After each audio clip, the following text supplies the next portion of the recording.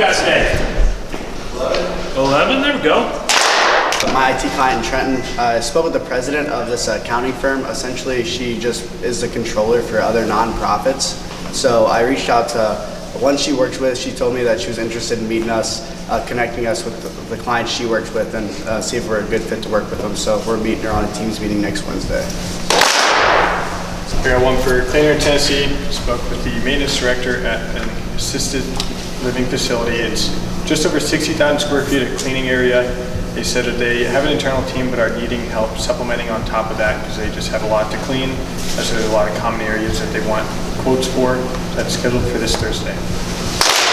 I had one for my client in Pennsylvania. It's with a senior living as well. It's about 60,000 square feet. They're going to be doing a good chunk of the roof this year, and then he said they're going to be re-roofing. They have 58 independent living facilities, so it's about 200,000 square feet. Should be a good one. Got another roofing appointment in Wilmington, North Carolina yesterday afternoon, and the timing looked good. Yeah, I got a good one for your Service Master. It was a 60,000 square foot facility. Spoke to the guy. So they actually used Service Master a few years back. But since then, companies that he's been working with, they've been kind of doing like a halfway job with cleaning. So he was open to getting a quote from us. So we're going to go out there, I think it's next week, and meet with him to get a quote over. I got a couple proposals. Miami 9200 MR and 2250 MR. My client Toledo found that he got out the proposal. It's he found some ways to save him some money on it, so it's 25K MRR. We got a response back from her that she said that it looks really good. She's taking it to the board, so she would have a decision on it within the next couple of weeks. SNH got out a proposal for 6,000 MRR, and then they got a proposal for 4,200 MRR. They just had the meeting with him, and he said if he doesn't have it signed by Friday, to come on Monday, so he can sign it. Hilo got out to two different manufacturers, one for 3790 MR and one for 4785 MR. And then I spoke with Mike down at Smart Air. They had a meeting today. They're getting a proposal out today as well. It's 17 total units. They're looking to get repairs done on 4 ASAP. They've got a full budget of 150,000. They're planning on using all of it to do repairs, preventive maintenance, and the whole shebang. So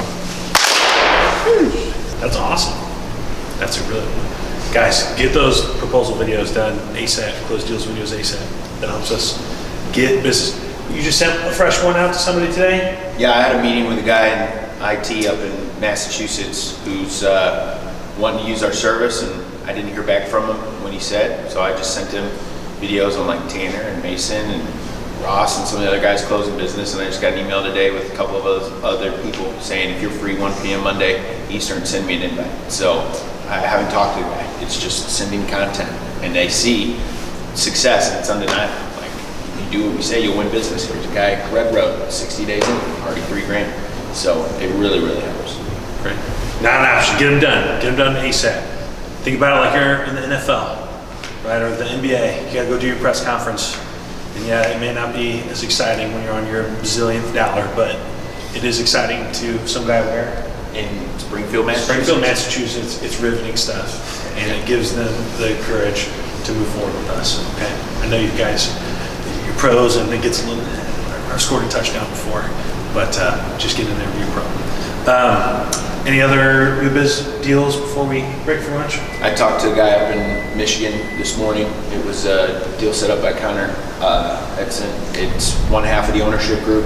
The guy is 100% in, but he has to reassign it to the owner to officially sign it. So might get that one back today. Got a couple guys in Mobile, Alabama later. So things are looking good. Just waiting to get another deal in. We need to break the streak. Guys, in case you have not been counting, Sam's in a little bit of a slump. It's been how many days? 6 days. 6 days. Sam's not used to going. We had 7 in the first week. We've had 1 since.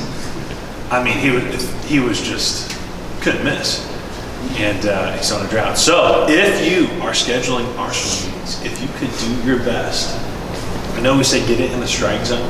If you could just put a little extra effort in to put it on the tee for him, and go over, give him a pat on the back. Make sure you tell the guys the price. Make sure